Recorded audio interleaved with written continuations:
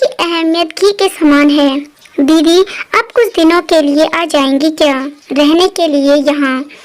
क्या है ना, मेरी माँ की तबीयत खराब है तो मुझे मायके जाना है और आपके भैया भी बाहर गए हैं तो माँ जी को भी अकेले नहीं छोड़ सकती। रुचि अपनी ननद से फोन में बोली। अरे नहीं भी, मैं अभी बीच में नहीं आ पाऊंगी। अभी बच्चों की पढ़ाई है और राकेश को भी काम ज्यादा है तो उधर आकर खाना खाने की दिक्कत होगी और मैं नहीं आ पाऊंगी। पूरी बात सुने बगैर फोन रख दिया नीरू ने।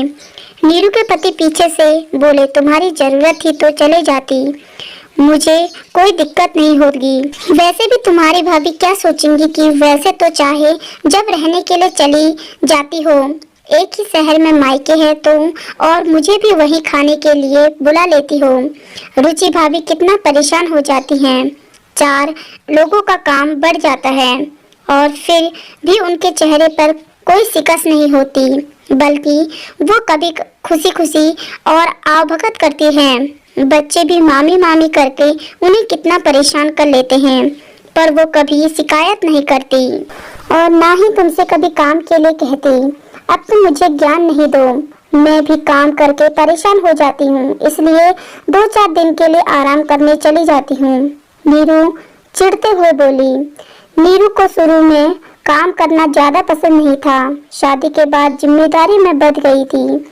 फिर भी चाहे जब वह अपनी मायके पहुंच जाती थी, माँ के मिलने के बहाने आज जब रुचि बुलाए तो मना कर रही है। सोच रही थी वहाँ भी काम करना पड़ेगा, भाई और माँ पे भी देखभाल करनी पड़ेगी, पर ये नहीं सोचा कि इसका रिश्ते पर क्या असर पड़ेगा। तभी राकेश की आवाज आई। बोले, देखो नीरू, परिवार एक खिचड़ी की तरह होता है जिसका स्वाद तभी आता है जब सब एक दूसरे से अच्छे से घुल मिलकर रहें, और उसमें ननद का जगह घी के समान होती है, जिसकी खिचड़ी का स्वाद तो बढ़ जाता है।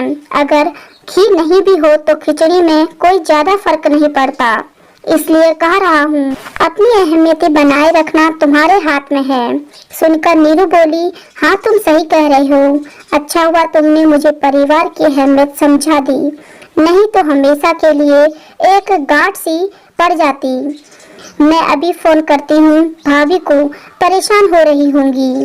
नीरू ने फोन कर बोला, भाभी आप अपनी माँ की तबीयत देखो, मैं थोड़ी देर में पहुँच जाऊंगी और आपकी माँ जब पूरी तरह ठीक हो जाएंगी तब आ जाना। सुनकर रुचि बोली, थैंक यू नीरू, तुमने मेरी परेशानी समझी। नीरू बोली, हाँ भाभी, मुझे भी तो परिवार में खिचड़ी का हिस्सा बने रहना है। मतलब रुचि बोली, कुछ नहीं, आप जाने दो, जाने की तैयारी करो, मैं भी तैयार करके आती हूँ।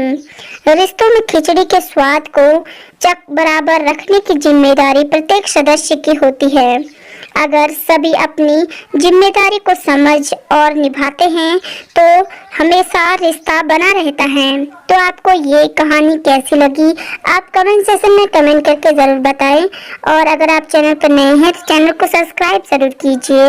अगर आपको वीडियो मेरी पसंद आती है तो आप एक लाइक ज़रूर कीजिए, और ज़्यादा से ज़्यादा इस वीडियो को, या आप जो भी वीडियो मेरी देखते हैं तो उन सभी वीडियो को अपने फ्रेंड्स में ज़रूर शेयर कीजिए, ताकि आपसे जुड़े सभी लोग इस वीडियो को देखकर अपने विचार मुझ तक पहुंचा सकेंगे। और वीडियो को लास्ट तक देखने के लिए आपका बहुत बहुत धन्यवाद।